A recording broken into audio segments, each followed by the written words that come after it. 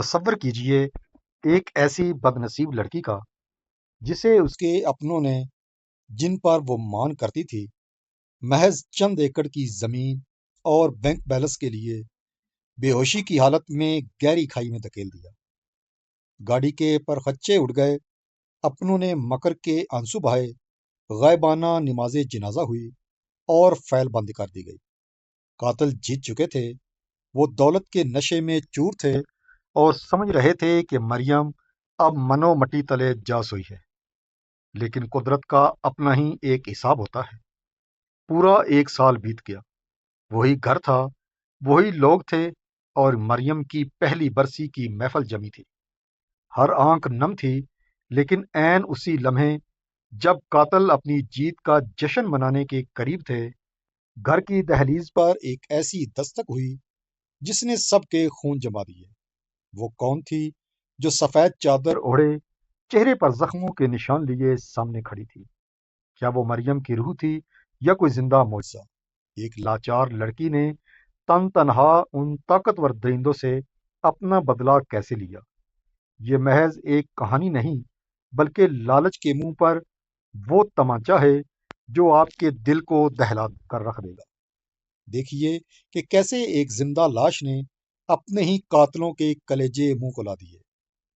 دولت کی ہوس اور انسانیت کی تذلیل کی یہ داستان آپ کے رونگٹے کھڑے کر دے گی۔ اگر آپ کے پاس کمزور دل ہے تو بھی اس کہانی کو چھوڑ دیں، لیکن اگر آپ سچ اور انصاف کی جیت دیکھنا چاہتے ہیں تو ویڈیو کو آخر تک ضرور دیکھیں۔ مریم ایک سادہ پڑھی لکھی اور بردبار لڑکی تھی، جس کی شادی شہر کے ایک مڈل کلاس گھرانے میں ہوئی۔ بظاہر اس کے سسرال والے بہت وفادار تھے، لیکن اس شرافت کے پیچھے ہوس اور لالچ کا ایک ایسا بھیانک چہرہ چھپا تھا جس سے مریم ناواقف تھی۔ مریم کے والد نے اپنی زندگی کی تمام جمع پونجی بیٹی کے جہیز اور ایک بڑی جائیداد کی صورت میں اسے دے دی تھی، جو قانونی طور پر مریم کے نام تھی۔ شادی کے 6 ماہ گزرتے ہی سسرال والے، خصوصاً اس کے شوہر ارحم اور ساس نے جائیداد اپنے نام منتقل کرنے کا دباؤ ڈالنا شروع کر دیا۔ جب مریم نے انکار کیا تو خاموش تشدد کا آغاز ہوا۔ وہ لوگ اسے جسمانی طور پر نہیں مارتے تھے، بلکہ ذہنی اذیت دیتے تھے۔ تاہم جب انہیں لگا کہ مریم کسی صورت نہیں مانے گی تو انہوں نے اسے راستے سے ہٹانے کا فیصلہ کر لیا تاکہ جائیداد خود بخود ارحم کو منتقل ہو جائے۔ وہ ایک طوفانی رات تھی۔ ارحم نے مریم کو پکنک کے بہانے پہاڑی علاقے مری لے جانے کا پروگرام بنایا۔ مریم خوش تھی کہ شاید حالات بہتر ہو رہے ہیں۔ راستے میں اسے ایک جوس پلایا گیا جس میں بے ہوشی کی دوا ملی ہوئی تھی۔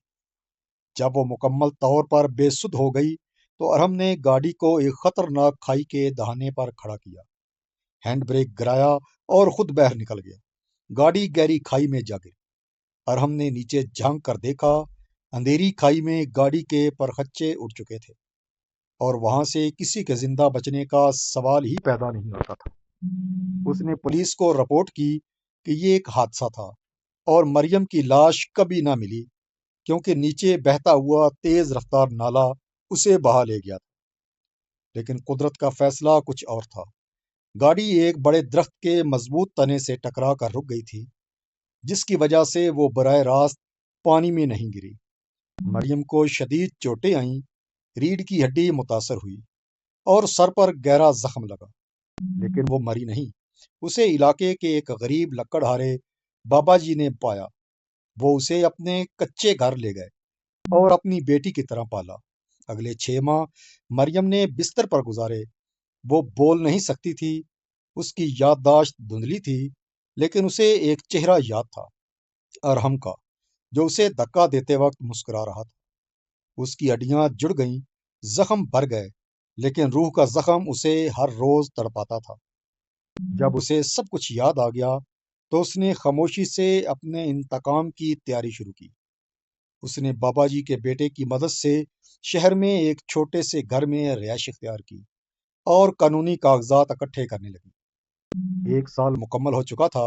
ارحم کے گھر میں مریم کی پہلی برسی کا ختم پڑھوایا جا رہا تھا۔ گھر مہمانوں سے بھرا ہوا تھا، لیکن ارحم اور اس کی ماں کے چہروں پر کوئی غم نہیں تھا، بلکہ وہ جائیداد کے قانونی طور پر منتقل ہونے کی خوشی میں اندر ہی اندر نہال تھے۔ اچانک گھر کے بڑے گیٹ پر ایک ٹیکسی رکی۔ سفید سادہ لباس میں ملبوس، چہرے پر ایک بڑا داغ جو حادثے کی یادگار تھا، لیے ایک عورت گاڑی سے اتری۔ اس کے چلنے میں معمولی سی لنگڑاہٹ تھی، لیکن اس کی نظروں میں وہ جلال تھا جو بڑے بڑوں کو بتوں کو پاش پاش کر دے۔ وہ صحن میں داخل ہوئی جہاں قرآن خوانی ہو رہی تھی۔ مجمع میں خاموشی چھا گئی۔ ارحم جو ہاتھ میں تسبیح لیے بیٹھا تھا کہ ہاتھ سے تسبیح گر گئی۔ اس کی ماں کے حلق سے چیخ نکلتے نکلتے رہ گئی۔ انہیں لگا کہ شاید یہ مریم کی روح ہے۔ مریم نے بلند آواز میں کہا، روحیں تب آتی ہیں جب جسم مر چکا ہو۔ میں تو اپنا لہو اور اپنے زخموں کا حساب لینے آئی ہوں۔ مریم نے کوئی ہنگامہ نہیں کیا، نہ ہی کسی کا گریبان پکڑا۔ وہ اپنے ساتھ پولیس اور ایک وکیل لے کر آئی تھی۔ اس نے ثابت کیا کہ وہ زندہ ہے۔ قانون کے مطابق جو جائیداد ارحم اپنے نام کروا چکا تھا، وہ دھوکہ دہی ثابت ہوتے ہی منسوخ ہو گئی۔ مریم نے اپنے پاس موجود چند شواہد پیش کیے۔ پولیس نے ارحم اور اس کی ماں کو اقدام قتل کے جرم میں گرفتار کر لیا، لیکن مریم کا اصل بدلہ ان کی گرفتاری نہیں تھا۔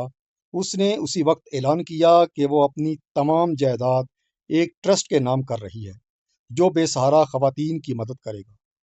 اس نے ارحم کی آنکھوں میں آنکھیں ڈال کر کہا، تم نے دولت کے لیے مجھے مارا تھا، اب وہ دولت بھی تمہاری نہیں رہی اور تمہاری عزت بھی خاک میں مل گئی۔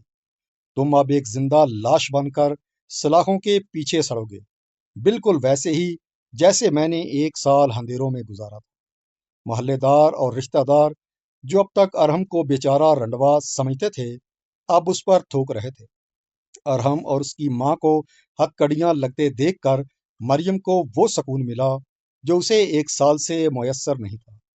وہ مری نہیں تھی، لیکن اس نے اپنی پرانی زندگی کو وہیں دفن کر دیا۔ وہ ایک ایسی عورت بن کر ابھری تھی جس نے ظلم کے خلاف لڑنا سیکھ لیا تھا۔